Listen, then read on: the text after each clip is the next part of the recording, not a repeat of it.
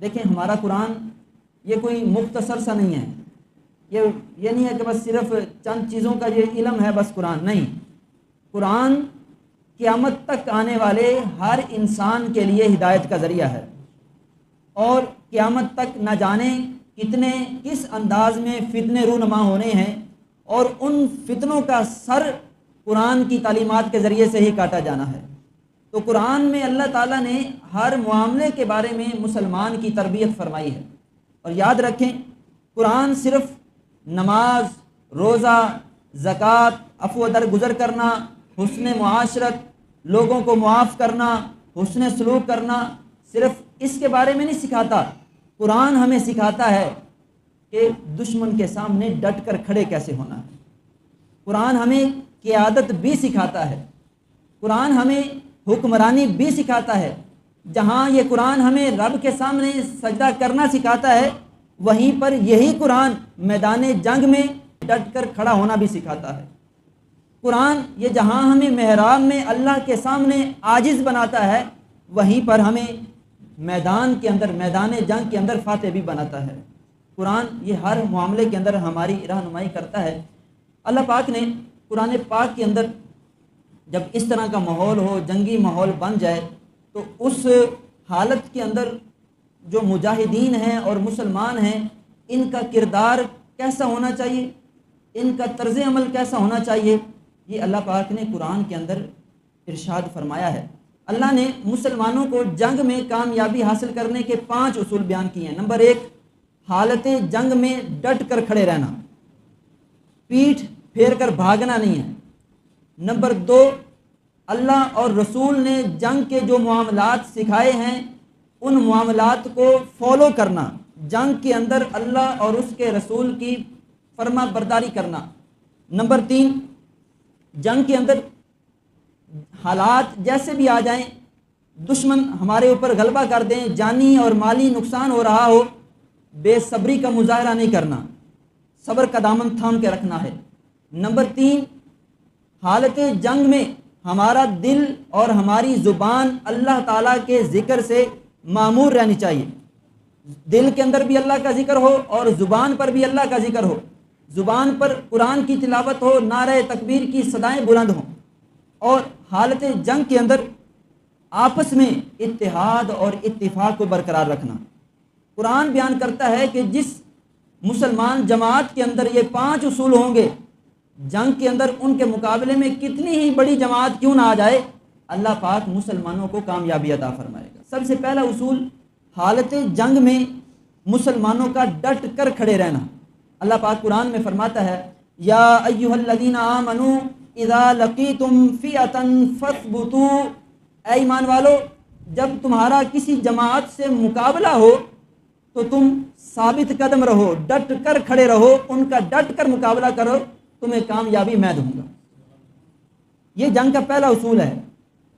اب یہاں پر علماء بیان کرتے ہیں کہ جب اللہ پاک نے یہ اصول سکھا دیا ہے کہ مسلمان جب کفر کے مقابلے میں کھڑا ہو تو بزدلی کا مظاہرہ نہ کرے، پیٹھ پھیر کر بھاگے نہیں، بلکہ سینہ تان کر ثابت قدم ہو کر ڈٹ کر ان کا مقابلہ کرے، اللہ پاک ان کو کامیابی عطا فرمائے گا۔ اور اس کے اوپر جنگ موتا جو ہے، اس کے اندر یہ جو قرآن کا اصول ہے، یہ ہمیں بڑا بخوبی جو ہے سمجھ آئے گا جب 8ویں ہجری کے اندر نبی دو عالم صلی اللہ علیہ وآلہ وسلم نے شاہ روم کے گورنر کے ساتھ جہاد کے لیے صحابہ کرام کا ایک لشکر تیار کیا اور جہاد کے لیے روانہ کیا۔ جب یہ لشکر موتا کے مقام پر پہنچا، موتا جو ابھی حالیہ دور میں جس کو ہم مقام اردن کہتے ہیں، جو اردن کا مقام ہے، اس ٹائم اس کا نام موتا تھا۔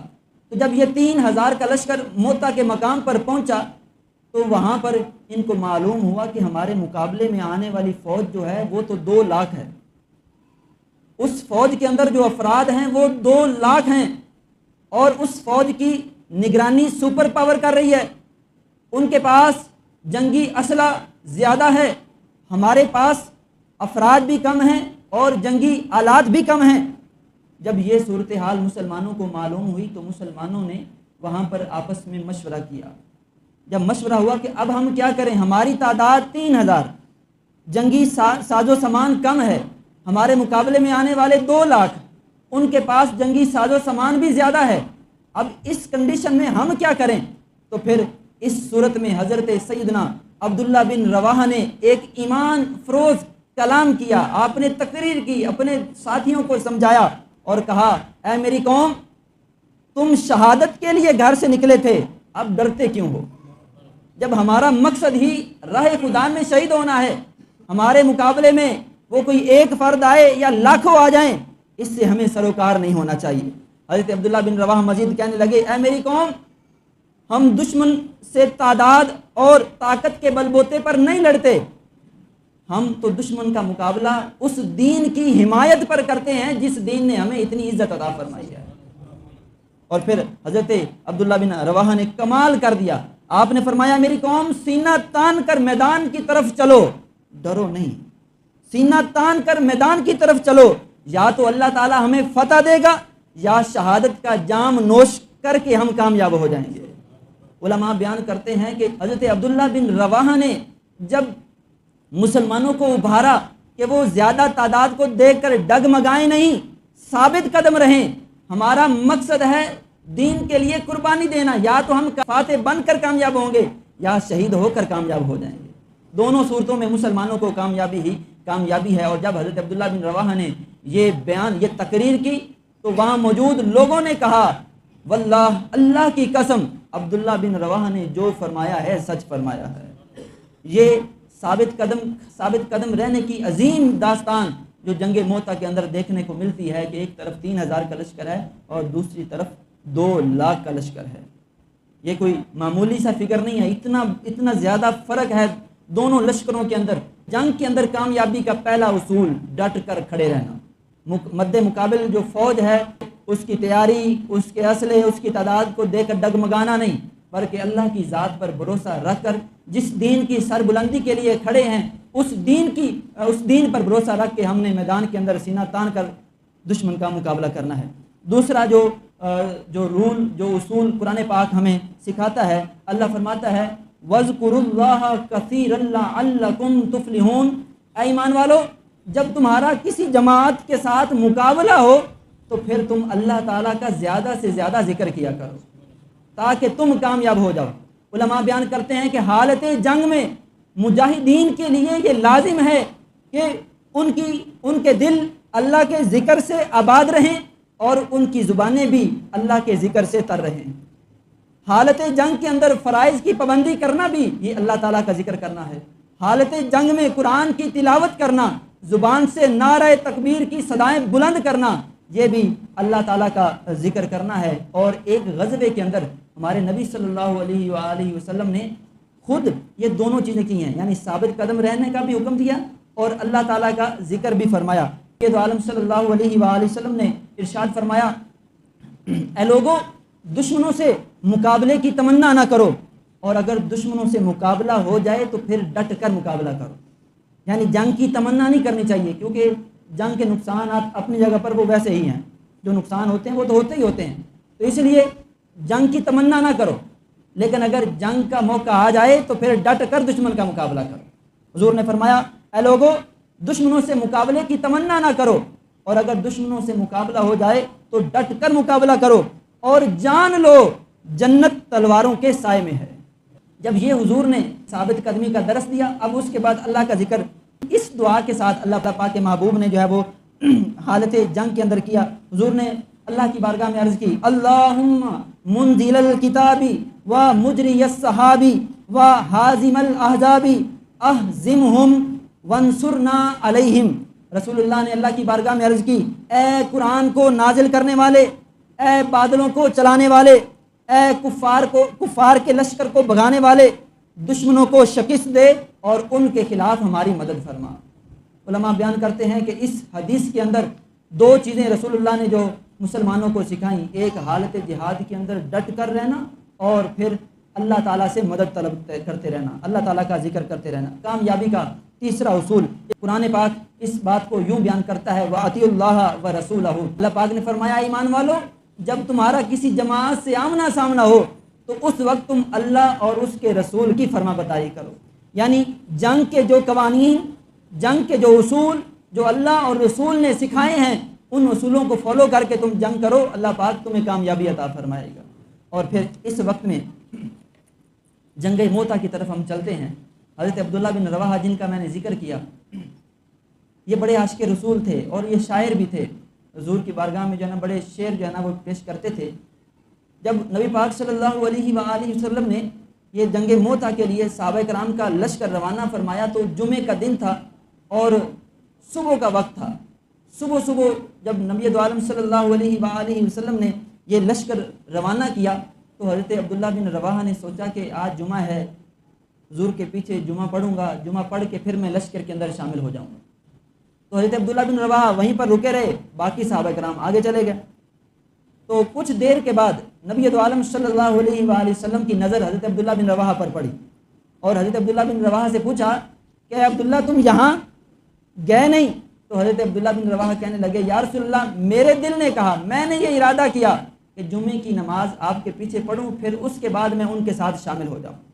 تو نبی دو عالم صلی اللہ علیہ وآلہ وسلم نے کمال ارشاد فرمایا، حضور نے فرمایا کہ اے عبداللہ بن رواحہ، جو صبح کے وقت نکل گئے ہیں ان کو جو ثواب ملا ہے اگر تم دنیا بھر کا سارا مال بھی خرچ کر دو وہ ثواب تمہیں نہیں مل سکے گا۔ علماء بیان کرتے ہیں کہ اس حدیث سے پتہ چلتا ہے کہ رسول اللہ کی اطاعت کرنا کتنا ضروری ہے۔ جب رسول اللہ نے صبح کے وقت فرمایا کہ صبح کے وقت نکل جاؤ تو اس وقت لازم تھا کہ وہ نکل جاتے، لیکن اپنی ان کی عقیدت تھی کہ میں نے رسول اللہ کے پیچھے نماز پڑھنی ہے۔ تو اس سے یہ اصول بھی ہمیں ملحوظ خاطر رکھنا چاہیے کہ جنگی جو قوانین ہیں جو اللہ اور رسول نے ہمیں سکھائے ہیں، حالت جنگ کے اندر ان کی پاسداری کرنا یہ بے حد ضروری ہے، اور ان کو فالو کریں گے تو ہمیں کامیابی بھی ملے گی۔ اس کے بعد چوتھا اصول جو ہے اللہ پاک نے جو سکھایا حالت جنگ کے اندر، کہ حالت جنگ میں مسلمان ایسا نہ ہو کہ آپس میں لڑنا جھگڑنا شروع کر دیں، نہ اتفاقی شروع کر دیں، اپنے اتحاد کو توڑ دیں۔ نہیں، حالت جنگ میں مسلمانوں کو چاہیے کہ وہ اتحاد اور اتفاق کو برقرار رکھیں تاکہ ان کی قوت، ان کی طاقت برقرار رہے۔ اور اگر حالت جنگ کے اندر مسلمان آپس میں ہی لڑنے لگ جائیں، نہ اتفاقی پر اتر آئیں، اتحاد کو توڑ دیں، تو پھر اس سے جو مسلمانوں کی قوت ہے وہ پارا پارا ہو جائے گی، وہ بکھر جائے گی، اور دشمنوں کو پھر اس کے اوپر زیادہ قوت حاصل ہو جائے گی۔ اللہ پاک قرآن میں فرماتا ہے وَلَا تَنَازَعُوا فَتَفْشَلُوا وَتَذْهَبَ رِيحُكُمْ، اور تم آپس میں نا اتفاقی نہ کرو۔ اگر تم نا اتفاقی کرو گے تو تم بزدل بن جاؤ گے، دشمن یہ سمجھے گا یار یہ تو آپس میں لڑ رہے ہیں، ہمارا کیا مقابلہ کریں گے، اور پھر تمہاری جو جیتی ہوئی جنگ ہے، جو تمہارا ان کے دلوں میں رعب بیٹھ چکا ہے، وہ تمہارا رعب ختم ہو جائے گا۔ آج اس وقت میں بھی ہمیں چاہیے ہم اپنے دفاعی اداروں کے ساتھ کھڑے ہوں۔ اس ملک کی فوج مضبوط ہے، وہ ملک مضبوط ہے، سیدھی سی بات ہے۔ اس وقت میں بھی ہمارے کئی ایسے مسلمان جو پاکستان کے باشندے ہیں وہ ہماری فوج کو برا بھلا کہہ رہے ہیں۔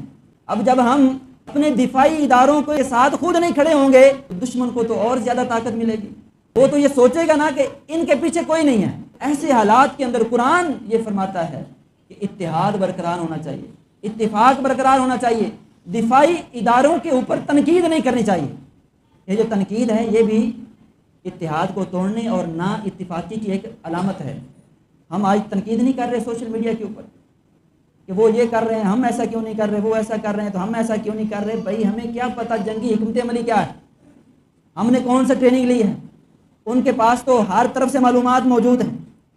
ہم فری میں بیٹھے گھر میں تبصرے کر رہے ہوتے ہیں، غیبتیں کر رہے ہوتے ہیں، فلاں ایسا نہیں کر رہا، فلاں ایسا نہیں کر رہا، فلاں ایسا نہیں کر رہا۔ سرحد پہ 1 منٹ کے لیے ٹکنے کی ہمارے اندر طاقت نہیں ہے اور زبان چلتی رہتی ہے۔ اس سے ہمارے دفاعی اداروں کو نقصان ہوگا، اور ان کو نقصان ہوا تو ہمارے ملک کو نقصان ہوگا۔ خدا را ان دنوں کے اندر، ایسے ماحول کے اندر ہمیں اتحاد اور اتفاق کا مظاہرہ کرنا ہے تاکہ دشمن کو یہ پتہ چلے کہ یہ سارے کے سارے متحد ہیں، یہ متفق ہیں، اور یہ ایک کوئی قوم نہیں ہے جو ہمارے خلاف کھڑی ہے، بلکہ پاکستان کی ہر جماعت، ہر فرد ہمارے خلاف کھڑا ہوا ہے۔ جب یہ ایک ہمارا عملی نمونہ ان کے سامنے جائے گا تو وہ کبھی بھی جو ہے ہمارا مقابلہ کرنے کے لیے نہیں سوچیں گے۔ 5واں اور آخری اصول، اللہ پاک نے جنگ کے اندر مسلمانوں کو یہ حکم دیا ہے کہ وہ صبر کا مظاہرہ کریں۔ جنگ کے اندر ظاہر سی بات ہے ہمارے جسم کو بھی تکلیف ہو سکتی ہے، جانی نقصان بھی ہو سکتا ہے، مالی نقصان بھی ہو سکتا ہے، ہر طرح کا نقصان جنگ کے اندر پاسبل ہے۔ اللہ قرآن میں فرماتا ہے کہ جب جنگ کے اندر اس طرح کی کنڈیشن ہو تم صبر رکھو، اللہ پاک صبر کرنے والوں کے ساتھ ہے۔ تو یہ حالات جیسے بھی چل رہے ہیں ہم نے اللہ کی ذات پر بھروسہ رکھنا ہے، صبر کا دامن تھامنا ہے اور اپنے جذبوں کو بیدار رکھنا ہے۔ ہم نے ہمت نہیں ہارنی، ہم نے اتحاد کو نہیں توڑنا، اتفاق کو نہیں توڑنا۔